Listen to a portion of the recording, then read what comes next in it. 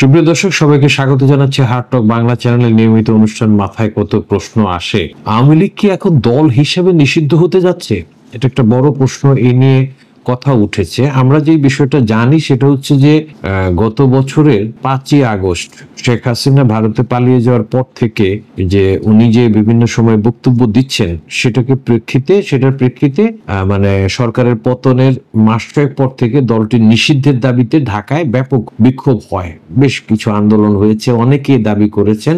এরই প্রেক্ষিতে বিভিন্ন মানবতা বিরোধী অপরাধে জড়িতদের বিচার শেষ না হওয়া পর্যন্ত দলটির কার্যক্রম নিষিদ্ধ করে অন্তর্বর্তী সরকার। এটা সম্ভবত 12ই মে এই ঘটনাটা কার্যক্রম নিষিদ্ধ যে করেছিল সেটার প্রজ্ঞাপন জারি করা হয়েছিল। এখন এটা নিয়ে যেটা প্রশ্ন হচ্ছে যে আওয়ামী লীগ দল হিসেবে নিষিদ্ধ করা হয় না, এটা অন্তর্বর্তী সরকারের প্রধান উপদেষ্টাও বলেছেন, অন্যরাও বলেছেন বিভিন্ন সময়ে।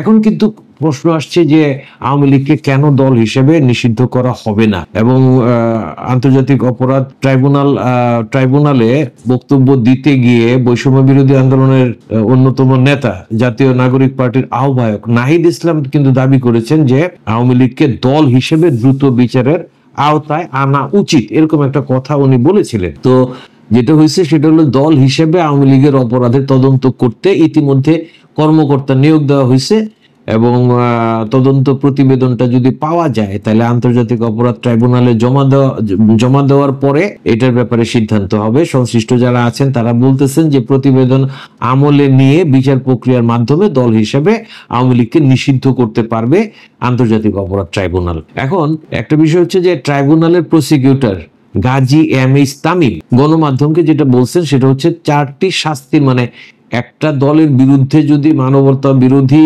কার্যক্রমের প্রমাণ পাওয়া যায় যে তারা এই কাজগুলি করেছে, তাহলে যে শাস্তিগুলি হতে পারে তার মধ্যে অন্যতম একটা হচ্ছে দলটাকে নিষিদ্ধ করা। অপরাধ প্রমাণিত হলে ট্রাইব্যুনাল দল নিষিদ্ধ করতে পারবেন, কিন্তু ট্রাইব্যুনাল কি করবেন সেটা তারই বিষয়। তো প্রাথমিকভাবে যেটা মনে হয়েছে যে আওয়ামী লীগ দল হিসেবে মানবতা বিরোধী অপরাধ করেছে দলের সিদ্ধান্ত নিয়ে, এটা কিন্তু বলতেছেন হচ্ছে গাজী এম.এইচ. তামিম, উনি ট্রাইব্যুনালের প্রসিকিউটর।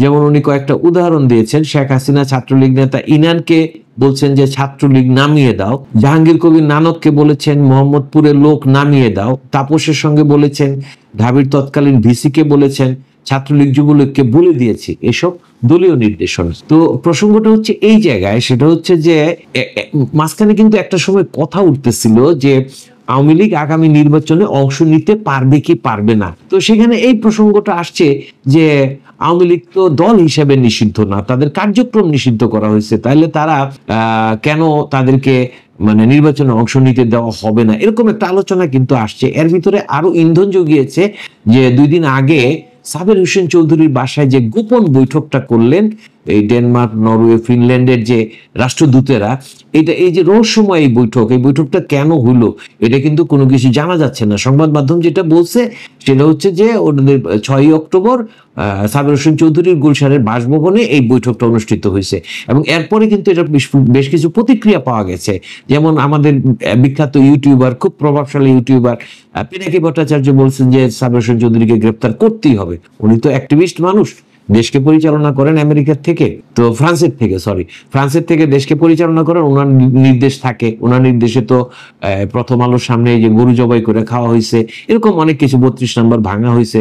তো দেখা যাক সাবের হোসেন চৌধুরীকেও গ্রেফতার করার জন্য উনি আদেশ দিয়েছেন, তো সেটা কিভাবে পালন হয়। তো এই প্রেক্ষাপটে এই যে বিষয়টা আসছে যে আন্তর্জাতিক অপরাধ ট্রাইব্যুনালে আওয়ামী লীগকে দল হিসাবে নিষিদ্ধ করা, তো এটা আসলে বিষয়টা হচ্ছে কি, এখানে যত আইনের মারপেচ করা হয়, একটা আদালতের বিষয় থাকে, সেটা নিয়ে কিন্তু খুব বেশি কথা বলা যায় না। একটা বিষয় হচ্ছে যে যখন দলীয় প্রধান কোনো একটা নির্দেশ দেন, কোনো একটা কথা বলেন, তখন এটা কিন্তু প্রশ্ন জাগে যে দল হিসেবে এটা আওয়ামী লীগ দল হিসেবে এই প্রশ্নটা, এই নির্দেশটা দিচ্ছে নাকি, যখন প্রধান এই জিনিসটা করেন তখন তো ধরে নিতেই হয় যে এটা একটা দলীয় সিদ্ধান্ত। আবার এটা কিন্তু যদি বলা যায় যে এটা ওনার ব্যক্তিগত সিদ্ধান্ত, উনি দলীয় প্রধান হইলেও গণতান্ত্রিক দল হিসেবে এটা তো আওয়ামী লীগের একটা কার্যনির্বাহী সভা এরকম সিদ্ধান্ত তো হয় নাই যে এই আন্দোলনকে দমানোর জন্য ছাত্রলীগকে নামিয়ে দিতে হবে, পুলিশকে এরকম নির্দেশ দেওয়া হচ্ছে। এই নির্দেশ তো দিচ্ছেন শেখ হাসিনা এককভাবে। এখানে তো দলীয় বিষয়গুলি সেখানে কিভাবে মানে আসবে কি আসবে না, এটাও কিন্তু একটা সন্দেহের ব্যাপার যে এরকম আওয়ামী লীগের যে গঠনতন্ত্র আছে সেই গঠনতন্ত্রের মধ্যে কি বলা আছে সেটাও কিন্তু একটা দেখার বিষয়। যে যখন দলের প্রধান সভাপতি উনি যখন একটা কথা বলবেন, একটা নির্দেশ দিবেন, সেটাকে কি দলীয় একটা প্রোগ্রাম হিসেবে, দলীয় একটা নির্দেশ হিসেবে বিবেচনা করা হবে, না উনি প্রধানমন্ত্রী হিসেবে দিয়েছেন এরকম ভাবে বিবেচনা করা হবে? কোনটাকে বিবেচনা করা হবে? আমার মনে হয় যে এটা আদালতের বিষয়। তবে একটা টানাপোড়েন যে চলতেছে সামনের ইলেকশনটাতে, আওয়ামী লীগকে দূরে রাখা বা সরিয়ে রাখা, এই সমস্ত বিষয় এখানে আছে। আওয়ামী লীগকে নির্বাচনে অংশ নিতে না দেওয়া, এগুলোর একটা বিষয় আছে। আবার একটা পক্ষ যেভাবে বলতেছেন যে আওয়ামী লীগ যদি অপরাধ করেই থাকে, দল হিসাবে, এটা বলা হচ্ছে দল হিসাবে, এখানে ব্যক্তি হিসাবে বলা হচ্ছে না। ব্যক্তির বিরুদ্ধে যে সমস্ত অভিযোগ আছে সেই সমস্ত অভিযুক্ত প্রমাণ হবে, তাদের বিচার হবে, তাদের শাস্তি হবে। এই বিষয়গুলি সাধারণ মানুষেরও চাহিদা, গণমাধ্যমেরও চাহিদা, সবারই চাহিদা। কিন্তু দল হিসেবে আওয়ামী লীগকে নিষিদ্ধ করার প্রক্রিয়াটা আসলে কিভাবে মানুষ গ্রহণ করে, এটার কোনো বিপরীত প্রতিক্রিয়া পড়ে কিনা, এটাও কিন্তু একটা বিবেচ্য বিষয়। খুব একটা মানে অস্থির একটা সময়ের ভিতর দিয়ে আসলে আমরা যাচ্ছি। ভবিষ্যতে কি হচ্ছে সেটা কিন্তু বোঝা খুব মুশকিল। আপনাদের মন্তব্য থাকলে অবশ্যই জানাবেন। ধন্যবাদ এখনকার মতো।